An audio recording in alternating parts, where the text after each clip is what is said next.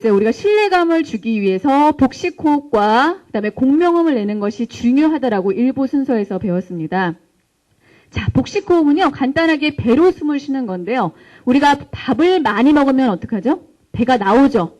네, 똑같은 원리에서 공기를 마시면 들숨이죠? 들숨. 마시면 배가 나오게 됩니다. 반대로 공기가 나가게 되면 배가 홀쭉하게 돼요. 우리 성악가들 노래하는 모습 보면 어때요? 다? 배에 손을 올려놓고 노래를 부르지 않습니까? 왜 그럴까요?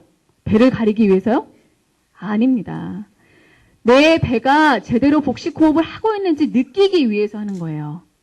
여러분은 대부분은 태어났을 때 순간에 복식 호흡으로 태어나요. 왜? 뱃속에서 탯줄로 엄마랑 연결이 돼 있죠. 그래서 태어났을 때 본능적으로 복식을 하다가 점차 초등학생이 되면서 나이가 들면서 흉식 호흡, 가슴이 움직이고 어깨가 움직이는 호흡이 안정이 됩니다. 그러다가 우리가 죽기 전에 쇄골 호흡을 해요. 나에게 어쩌고저쩌고 이렇게 유언, 100억을 누구한테 물려줘 하면서 이제 자, 그러고 나서 이제 우리가 죽습니다. 그렇기 때문에 죽는다라는 표현을 뭐라고 해요? 숨으로 봤을 때 숨 넘어간다라고 하는 것입니다. 아시겠죠? 그래서 숨이 배에서부터 시작을 해서 점점 나이가 들면서 올라가서 그 다음에 점점 더 나이가 들어서 숨이 넘어가는 숨의 인생으로 봤을 때 그렇기 때문에 우리가 심신의 안정을 위해서 복식 호흡을 해라. 특히 노래를 부르는 아니면 말을 많이 하는 직업군을 떠나서 특히 긴장하거나 떨릴 때 복식 호흡을 권하는 것이 바로 이유가 여기 있습니다. 자, 원리는 간단해요. 숨을 마시면요, 배가 나오는 것입니다. 왜? 공기를 먹었으니까. 반대로 숨이 나가면 배가 들어가는 거예요. 그래서 일례로 가수들이 성악하는 사람들이 노래를 부를 때, 할 때 배가 들어가요. 이런 식으로요. 아시겠죠? 이 원리 간단하게 기억하시면서 여러분 다 이제 일어서실게요.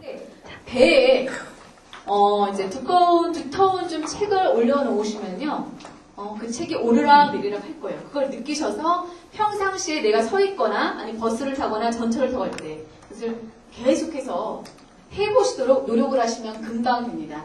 자, 그렇다고 또 지금 그게 바로 안 된다고 이 실전 발성을 제가 모아놨어요. 특히 복식으로 바로 할 수 있게끔 네 집약적으로 모아놨거든요.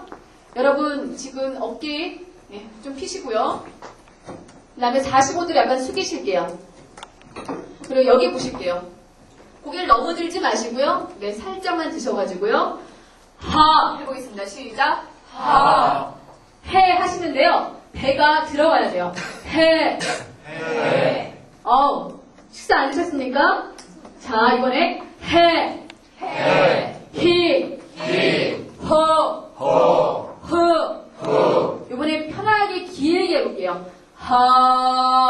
이 걸려야 돼요. 아까 배웠죠? 공명은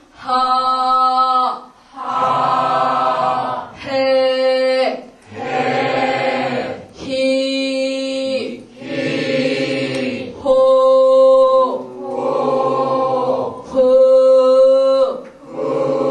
하실 때 배가 들어가셔야 돼요. 자,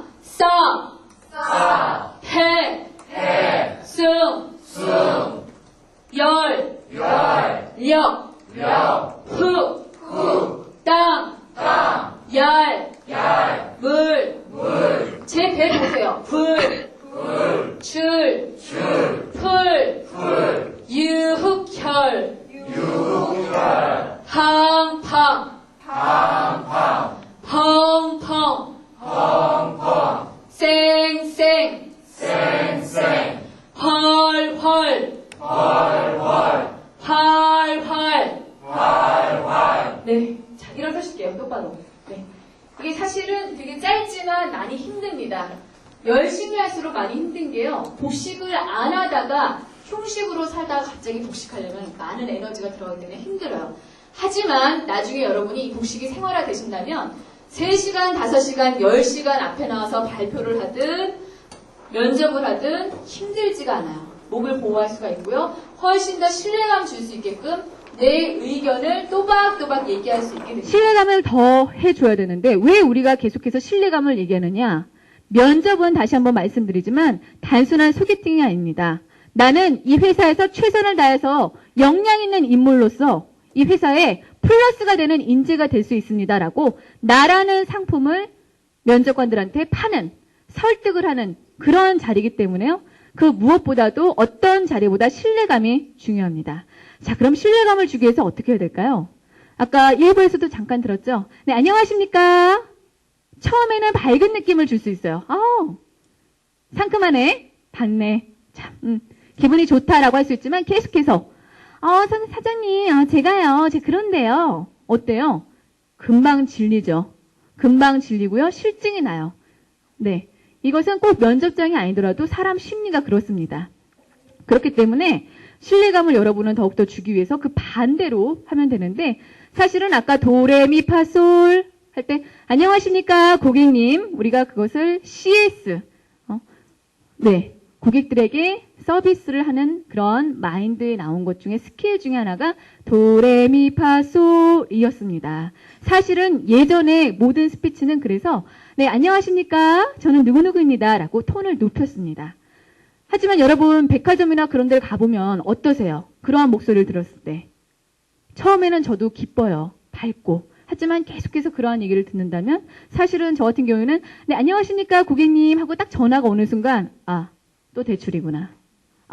또 뭐 들으라는 얘기구나. 빨리 전화 끊어야지라는 생각이 먼저 듭니다.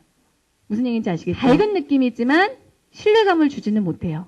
반대로 우리가 신뢰감의 대명사 누구로 할 수 있을까요? 아나운서, 뉴스 앵커를 둘 수가 있는데요. 초등학생이 안녕하십니까 선생님이라고 한다면 만약에 9시 뉴스 앵커가 안녕하십니까 9시 뉴스 전해드리겠습니다. 오늘의 첫 뉴스는 자, 사람들이 믿을까요?